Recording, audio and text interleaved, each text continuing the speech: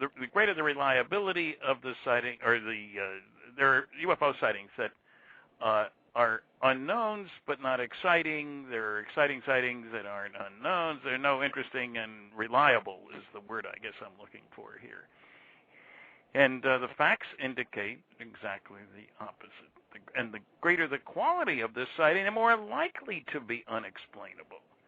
So what these guys did for abduction, I was going to say graffiti. That's not the word I really want, but symbols. It has already been done on the UFO sightings, and I'm sure the noisy negativists will totally ignore it because don't bother me with the facts. My mind's made up.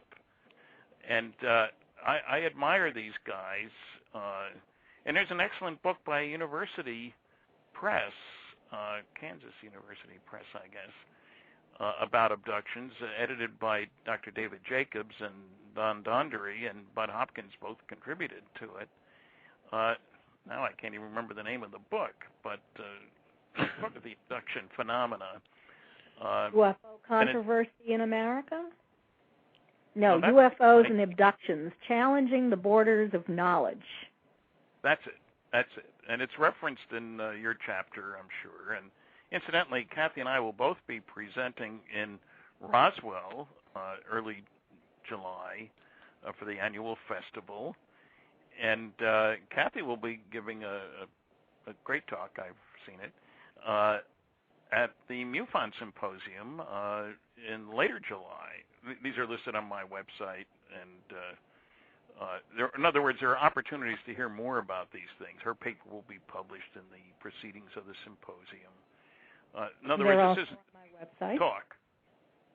Yeah, this is not just talk, in other words. It's a way for serious people to get facts and data and really look at the evidence instead of letting the nasty, noisy negativists, when I speak of them in a good mood, I won't say what I say when I'm in a bad mood, for recognizing that they're putting out baloney.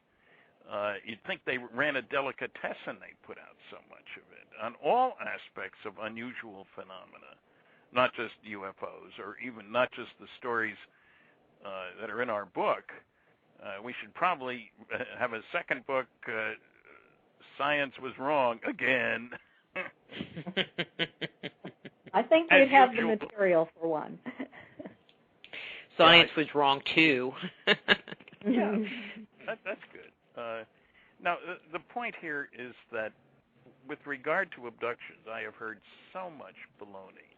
If you look carefully at the Betty and Barney Hill case, for example, there are repeated bits of baloney all over the place. It was explained away as Jupiter. The thing is less than 100 feet away. It's 60 to 80 feet in diameter. It was seen alongside the Old Man of the Mountain, an important formation until it fell into the lake in New Hampshire.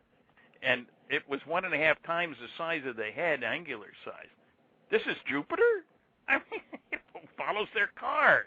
Oh, we got peripatetic Jupiter, too. I mean, and there was one of the ones that really irks me is people say, well, Barney watched a television program, and that's what led to this whole story. There's no and then they just made it up.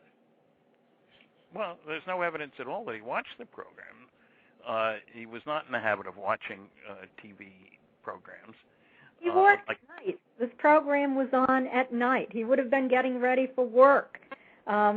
Betty said that he didn't watch the program. They told Dr. Simon that they didn't watch this type of program.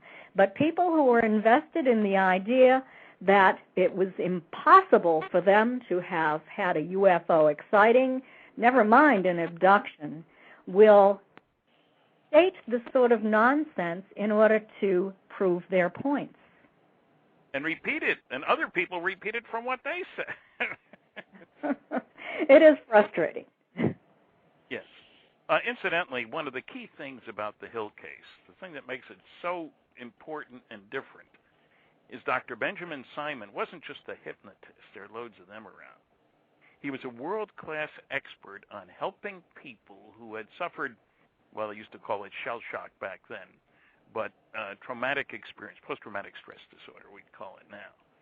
He treated thousands of such people. The Army made a movie about his work. His hospital had 3,000 beds.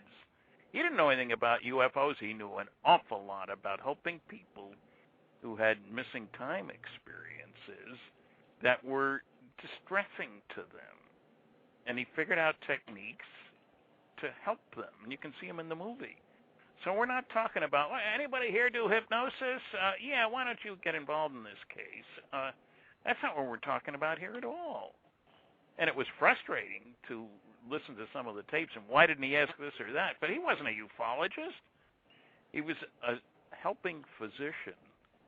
That was his job, to help people work through things. And he said, in writing, that the emotional intensity of those two people under hypnosis was as great as that of any of the shell-shock war veterans. And he had to stop one session each because he wasn't sure they could handle reliving, not retelling, reliving that experience. So we're talking about pretty high-level stuff here in terms of the kind of people that were involved and the experience they've had in dealing with people who've had difficult experience. And I mean, I just remember seeing the movie when I was, I don't know, a kid or a teenager, and they were, well, Kathleen, before the show, we were having a conversation that I saw you on the UFO files, and they were showing excerpts from the movie, and you were going around with I think it's Bill, taking them to the different sites where the car was and where they stopped, and I was like, that's James Earl Jones. Wow. Yeah, right. Barney was played by James Earl Jones. I mean, that's like dream come true if, if they made a movie of me, who would I want to play me, We're going to make an announcement in Roswell about a movie that I may be being played by somebody, and we're placing bets. Richard Dreyfuss, maybe. It'll be called Magic Men, MAJIC, as in Top Secret Magic, as in the Majestic 12 documents. But it is kind of fun when you think, who's going to play me? I wonder. It won't be somebody who's handsome, but maybe somebody who's impressive in some kind of way. Remember Dreyfuss in Close Encounters? Mm-hmm. That would be pretty cool. That'd be full circle, wouldn't it? Really? Not a crop circle.